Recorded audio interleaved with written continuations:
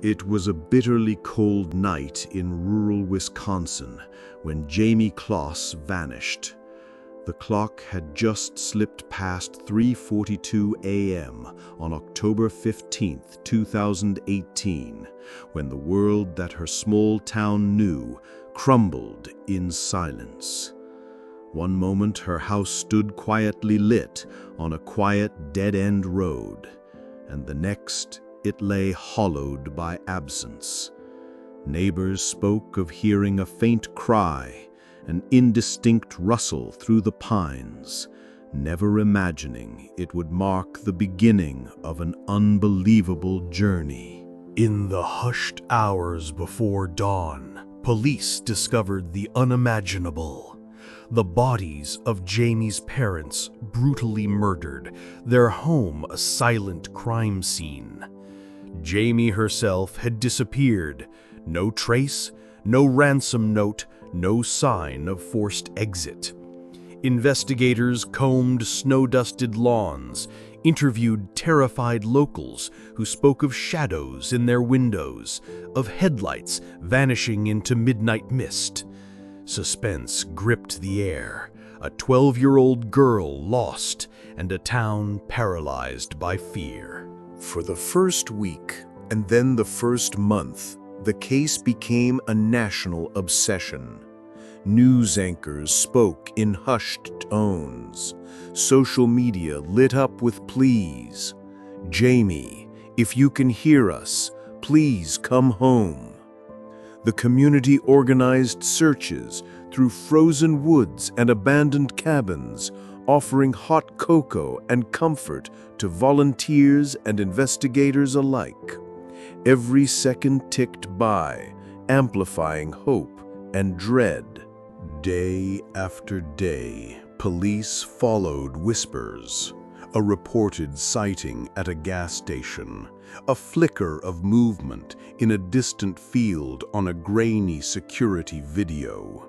Each lead crumbled under scrutiny, yet hope remained, fueled by the unwavering belief that a child could not vanish without a trace, that something, somewhere, would crack open the mystery.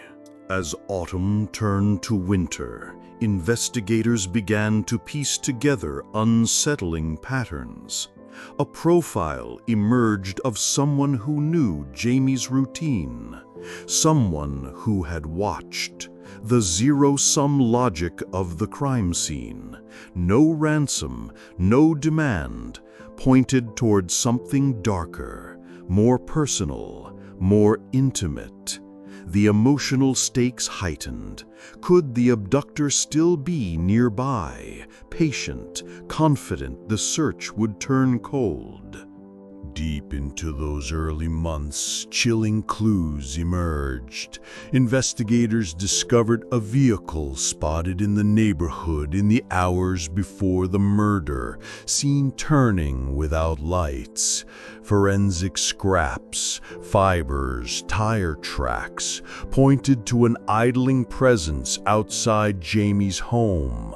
The narrative thickened with possibility, yet there remained no proof, no breakthrough.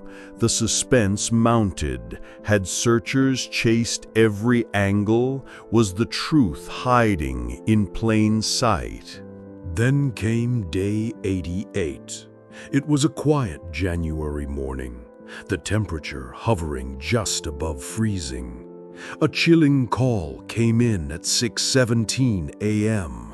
A 12-year-old girl had been found alive, wandering barefoot on a residential street miles from her home.